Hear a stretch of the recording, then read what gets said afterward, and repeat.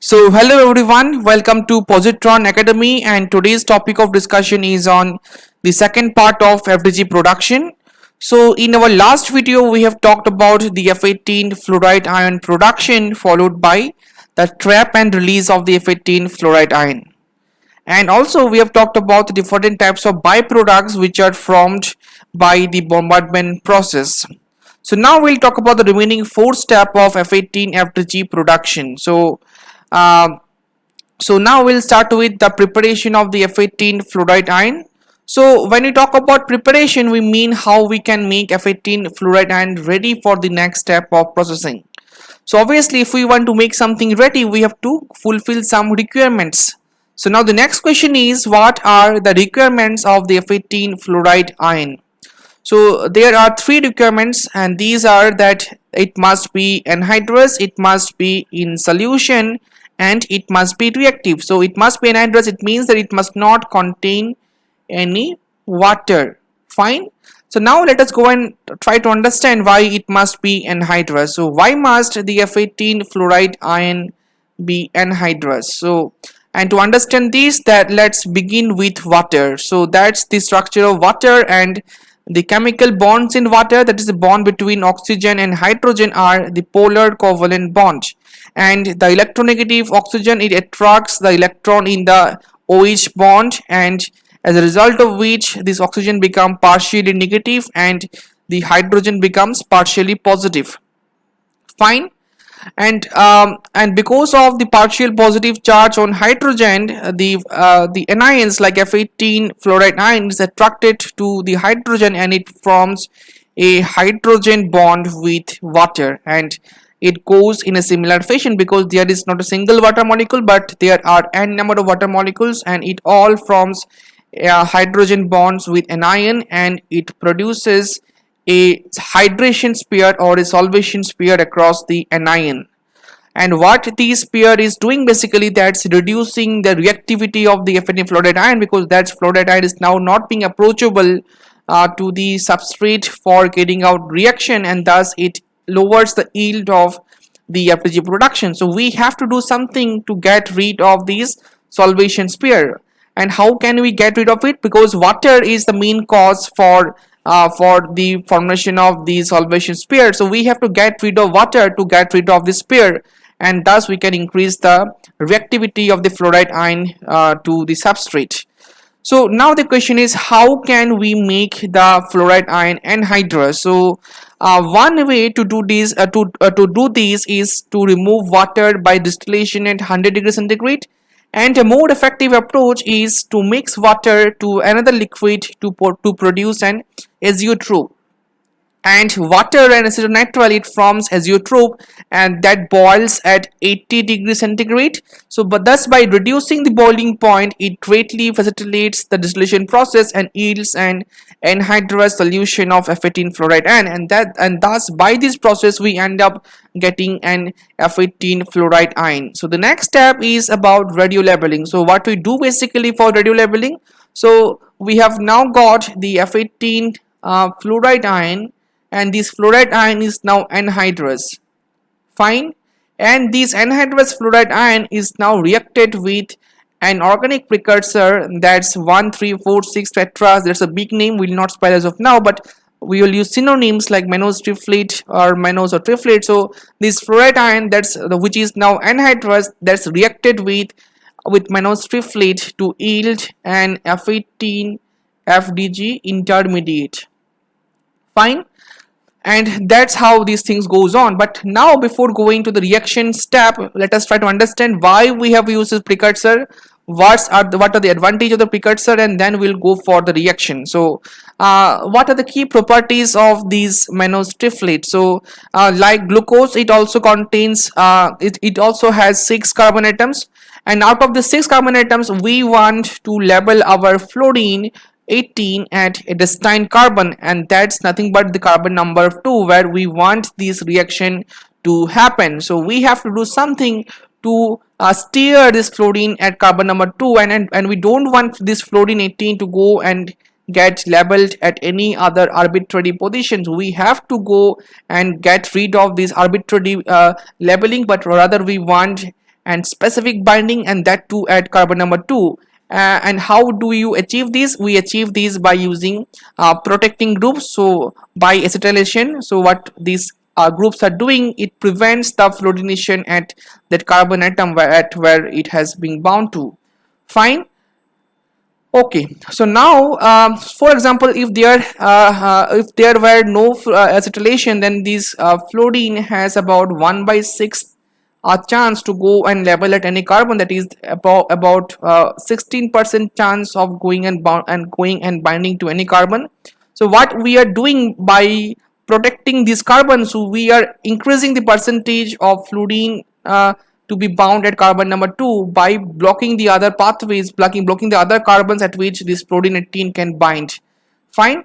And that's the way how we are steering this fluorine 18 to go and bind to go and form the carbon fluoride bond at the desired carbon, and that's carbon number 2 where we want these reaction substitution to happen. So now one of the key important aspect that we should keep in mind, that this bond between carbon number 2 and the triflate group. So triflate group is highly electronegative and an excellent living group. So, and because of the highly electronegative nature, this triflate group attracts electron from this bond and it becomes partially negative, and the carbon number 2 becomes partial positive, and the negative charge of the fluoride ion is attracted to the partial positive charge on carbon number 2, and it displaces the triflate group, and thus results in formation of the carbon fluorine bond. And one of the key important implication that you should keep in mind, that's an SN2 reaction, and nucleophilic substitution reaction causes the inversion of stereochemistry at carbon number 2 of the mannose triflate, and because of the inversion, what it does, these mannose substrate gets converted to a glucose product. So if that's not clear as of now, we can use this picture. So that's how mannose looks like, and that's how glucose looks like, and both the structures are similar except at carbon number 2, in which we can see inversion of the stereochemistry, and because of the SN2 mechanism of nucleophilic attack, so these at carbon number 2 the stereochemistry get inverted. So whatever OH was over here, it will be over here, and this H will be over here. Now the structure looks similar to glucose. So what we have done, after reacting this anhydrous fluoride to the mannose substrate, because of inversion, we end up getting a glucose product, and that's the beauty of this reaction, that how we have used a mannose precursor and we end up getting a glucose product. So whatever glucose we have formed, we call as an FDG intermediate. Because why we intermediate? Because these OH are not OH over here, because these are all acetylated. Fine. So what we say now, we after this radio labeling, we end up getting a FDG intermediate. Fine. So now we have skipped the last two steps, that why it must be in solution and why it must be reactive. So now we'll try to cover up these things. So now the question is, what's the biggest problem with the fluoride ion? So the main problem with the fluoride ion is that this fluoride ion, it forms a strong ion pair with the potassium, and because of this strong ion pair, what it does, it reduces the solubility in solvents and it reduces reactivity of the nucleophilic substitution reaction, and that's why we have to deal with this strong ion pair, so that F18 F minus becomes available for the reactions to yield a good amount of FDG. So if we don't go for the same, so the yield of FDG will be very poor. So now the question is, how can we deal with this strong ion pair between potassium and fluorine? So one of the way is to build a wall between them. So what we can do, we can build a wall between potassium and fluorine, and the strong ion pair will be getting reduced, and now fluorine can act independently and go for the reaction. So what we are doing, we are disturbing the ion pair which potassium and fluorine has by building a wall between them, and now making fluorine an independent molecule to an independent nucleophile to act on the substrate to yield our product. So that's the reason how we that's how we actually go for it. But how can we build wall at the chemical level? So that job of building wall is accomplished at the molecular level with a class of compounds which we call as cryptants. So what are cryptants? Cryptants are those molecules, or cryptants are a class of molecules which encrypt cations, and it bind with them so tightly that they cannot go and make bonds with the anions like F18F minus. So these molecules are encrypting the cations, and it prohibiting it to make bonds with anions. Fine. So that's how the cryptants, or the cryptants that we use, we call it cryptofix 222. And that's the 3D cage of how it looks. So, and this cage is rich in electrons, and it attracts the electron poor potassium, and it goes after potassium. So how it works? So if we go and look at the structure, it contains 6 carbon atoms. Fine. And each of them has 2 lone pair of electrons. Fine. And also there's and also nitrogen have the same, and all of them it point to and all of this electron pair as well as those of nitrogen, it points towards inside the cage to create an electron rich environment. That's an electron rich environment. Fine.